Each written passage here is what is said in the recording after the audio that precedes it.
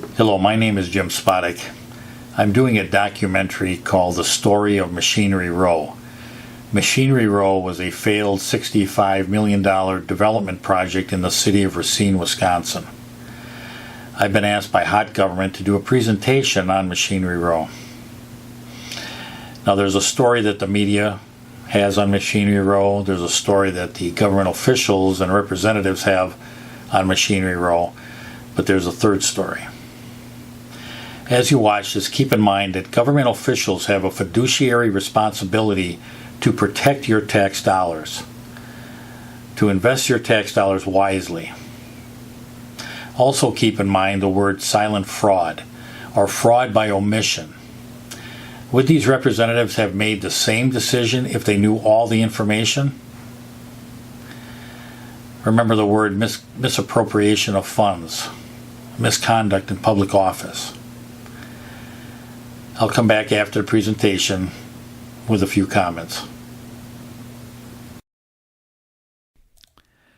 How does Machinery Row, a $65 million development project, go from this to this?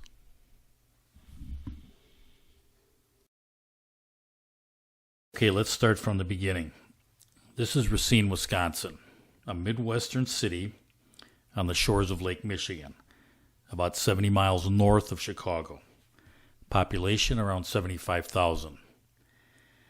We're going to concentrate on the properties on the Root River near downtown Racine. There were 3 owners of multiple properties on that specific area, one being Jensen, who had a large building in the middle, Olson, who had approximately 3 different buildings,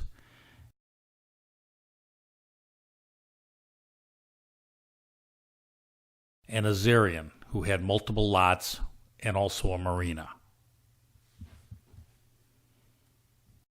Beginning around 2008, the city and the RDA, the Redevelopment Authority, began formulating plans around the area encompassing the Olson properties, the Jensen property, and the Azarian properties. A plan was formulated called Back to the Root. Then in 2012, the city and the RDA enlisted the services of Vanderwall and Associates out of Madison to promote the area encompassing the properties, and that plan was known as the Rootworks Plan. Then in late 2013, early 2014, the city and the RDA began promoting the river, and a portion of it was known as the Machinery Row development area. In late 2013, the city and the RDA partnered with Financial District Properties to develop the Machinery Row area. Financial District Properties principal owner Rodney Blackwell was based in Davenport, Iowa. To purchase these properties, they needed to gain control of the properties so they could do their due diligence to check for environmental, to check their status and condition of the properties before the development. Subsequently, they decided to put options on the property, much like a down payment to hold a property or money put down in an automobile to hold them. They put what they called option money down. As you can see, 3 payments to the Azarian, Olson, and Jensen properties were $5,000 each in April of 2014. This option was good for 3 months, 90 days. And during that period of time, they would do their due diligence to find out if this is something that they wanted to pursue in the development. After 90 days, they would either have to execute another option to hold the property for a longer period of time, or decide that the property is no longer available for development and the parties would split and go about their own business. Now, as you can see, on July 8th, 2014, another option was extended for another 90 days, another $5,000 to each of the property owners, making a total of $30,000. Now, I want you to remember that $30,000 because that is going to come into play later on in this presentation. So now they are good till October the 9th, which would be approximately 90 days from the July 8th option agreement. Now, during this option period, one of the big things that come into play is financing. Like any development, it needs financing to pursue the development. One of the areas was tax credits. Now, there's federal tax credits and state tax credits. They applied for federal tax credits on historic buildings. These buildings were not optioned for federal tax credits. There were limited amount of state tax credits, but during that period of time, Assemblyman Corey Mason, who was on the route works and back to the route planning, lobbied state officials to increase the state tax credits and forward them to the Racine Machinery Road project.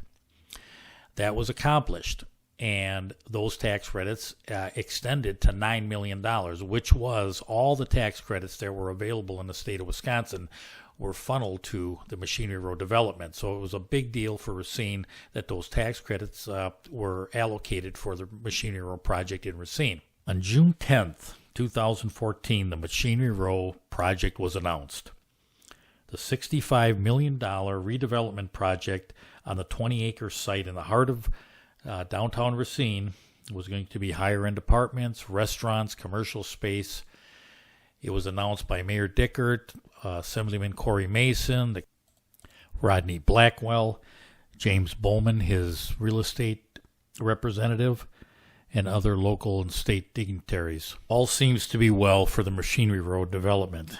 However, on September 25th, 2014, James Bowman, the representative for Financial District Property, sends an email to Rick Olson, the largest property owner in the development area, stating that the option that was due to expire on October 9th would not be renewed, with really no explanation as to why.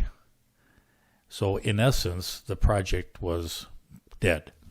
Now at this point, there is no agreement between the owners of the property and Financial District Properties. The cancellation is in effect. But mysteriously, on November 21st, 2014, 6 weeks later, an option renewal is then sent to the owners. But in this new option renewal, it states in the event the property fails to close, all option payments made $30,000 will be returned to FDP, Financial District Properties. All three owners accept the agreement. Now on December 10th, the Racine Journal-Times has an article in its paper stating the development Jim Bowman is requesting for Financial District Properties to borrow from the city of Racine $4.5 million and give the city a note, in a sense, borrow taxpayers' money, $4.5 million, give a note for a 1% interest payment on it, and put $200,000 into an account that the city can draw from and make those 1% interest payments while Financial District Properties hunts down financing or puts together the bigger package that they felt they needed more time. Now, I want to spend a little time on this borrowing of the $4.5 million. The city, or the RDA, Redevelopment Authority, is borrowing FDP Properties $4.5 million to purchase 3 properties for the Machinery Road development. Now, there's 3 sellers, Olson, Azarian, and Jensen. Now, Olson also owns 2 other buildings within this Machinery Road development area, but FDP did not want those other 2. But the city of Racine is requesting that another $1.8 million is allocated for the other 2 Olson properties. So that would make a total that the city of Racine is borrowing out $6.3 million, or spending $6.3 million. $4.5 to Financial District Properties, another $1.8 that the city would be using to purchase the other two Olson properties. Now, on December 17, 2014, the City of Racine's Common Council approves the borrowing of $4.5 million to Financial District Properties. At that meeting, Assemblyman Corey Mason states that he has known Blackwell, worked with Blackwell, and the city was in jeopardy of losing the $9 million in tax credits if the project did not close by December 31st of that year. Many people came up and spoke in favor of it. A number of people spoke against it, stating that the city of Racine is not a bank and it should not be borrowing developers' money. Okay, now the loan has been approved. The city of Racine has approved it, the Common Council, the RDA, to purchase the 3 properties on Machinery Row by giving a loan to Financial District Properties for $4.5 million. Now the city will collect 1% on that 4.5 for over 2 years, and at the end of 2 years, FDP is supposed to get financing and pay the city back. However, FDP purchases the property, but does not purchase it for $4.5 million. Actually purchases it for $4,050,000.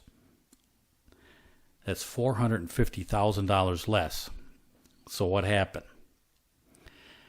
The sellers kicked back 10% of the selling price, which was an equivalent of $450,000. So at closing, the sellers were all held up for 10% of their sale price to put into a secret escrow account. Now, what happened to the money? Well, remember that $30,000 option money that the FDP put up in the beginning? That was returned to FDP Blackwell. Another $88,000 was also given to Bowman, his real estate management person. And the 1% interest payment that was supposed to be made by FDP to the city of Racine, well, that was made, but it was made out of that $450,000 kickback secret account. So let's take a minute here. I want to go back up over this one more time so you got it. The city of Racine borrowed $4.5 million to Financial District Properties to purchase the 3 properties, Azarian, Jensen, and Olson. But the actual sale price was $4,050,000. So that's $450,000 less than what was approved by the city. The city didn't know. Officials in the city knew. They knew that this was going on, but I don't believe the Common Council. I think they were just bamboozled. I don't know about the RDA, but there were persons that knew what was going on, and they knew this was fraudulent when they did it. They then put $450,000 from those sellers' proceeds into a secret account. That account paid the money, down payment money, back to Blackwell FDP and an $88,000 bump. I don't know how else to explain it. The money that, now we go back to the Journal-Times article in December of 2014 stating that FDP was going to put $200,000 into a restricted account to pay 1% interest on the $4.5 million loan. Well, they did that, but they did that with the seller's money. So FDP, in essence, had no money in this deal when the deal was orchestrated at the end of December 2014. Now I want to move on to the next phase of this. So we've got this. Now the next part is, now to complete this straw man purchase, the city needs to gain control of the property. Remember, Blackwell has $4.5 million loan. He's got $450 in a escrow account that was taken from the sellers. He has no personal guarantee. He has no collateral on the property. So basically, he has really nothing to lose in this property acquisition. So the city needs to take control of that property, and they do that with a deed in lieu of foreclosure. So what the city did was had Blackwell sign a deed in lieu of foreclosure before the closing of the property. And what that does, it clogs the title. Now let's go to a typical closing of a real estate deal. You have the owners. In this case, it's Azarian, Olson, and Jensen. They sell the property to Blackwell, FDP property. They sign over what is called a deed, much like a car title, over to FDP. FDP takes that deed, takes it to the Register of Deeds in the county. That's at our county courthouse. It's recorded so everyone knows that FDP, Rodney Blackwell, owns those parcels of property. So if there's anything that comes up, they go to the Register of Deeds and they can find out who owns that particular piece of property. In this case, Rodney Blackwell took the deed, went to the Register of Deeds, and it was recorded. So it looked all proper, like millions of other transactions in the country. It looked very typical. But what happened prior to that was, before they closed, the city had him sign what was called a deed in lieu of foreclosure. That deed is, again, like a clog on the title.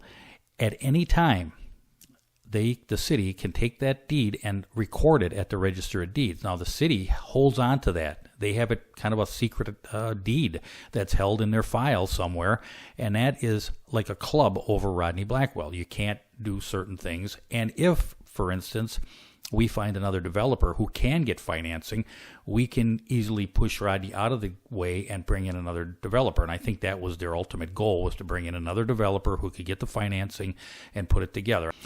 But again, it's fraudulent to the taxpayer. The taxpayer has nothing that knows what's going on, and most of the representatives at the city that was representing people had no idea what was actually happening behind the scenes. Now let's jump ahead a year and a half. Now we're in early 2016. The city realizes that the escrow account, remember that $450,000 escrow account that was taken from the sellers, is now down to $22,000. But there's real estate taxes that have to be paid, and there are some contractors that weren't paid for some of the work that apparently was done, because there was very little work done on the property, but there were a few things done. The contractors were not paid. So they had filed liens on the property. So now the property has taxes due, and there's liens on the property, and only $22,000 left in the account, which again, they need money to make those payments that they said Blackwell was making. They had to replenish that account. How did they do it?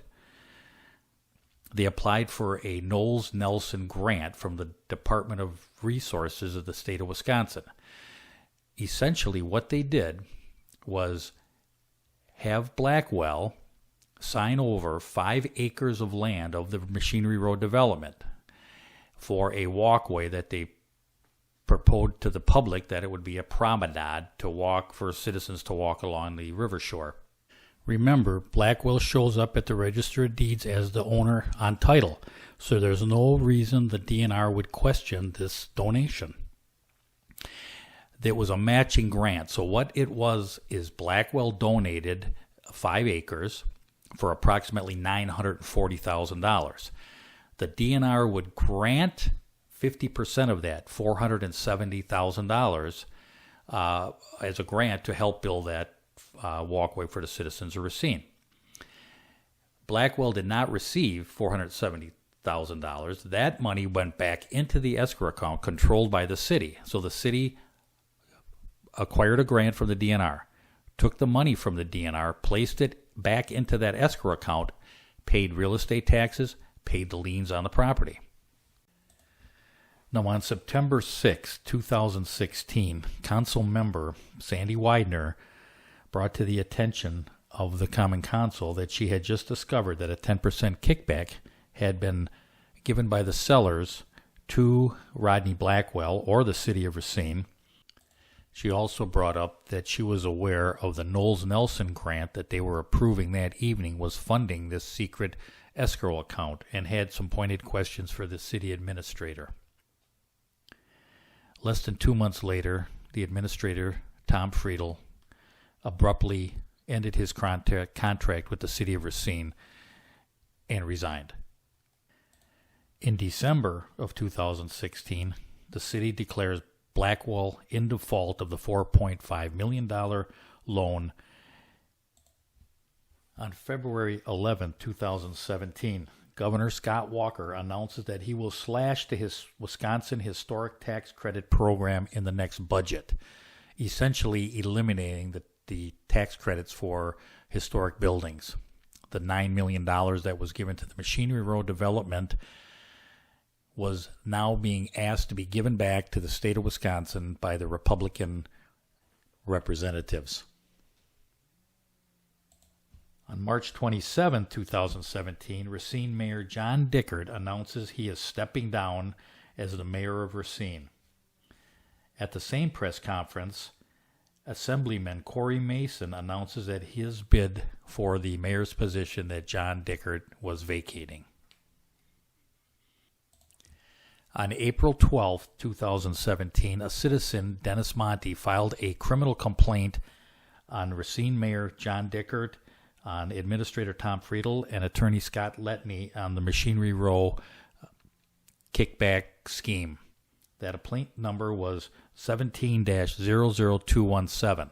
That complaint was given to the Racine Sheriff's Department, the district attorney, and as of this date, there's been no investigation into or completion of that complaint.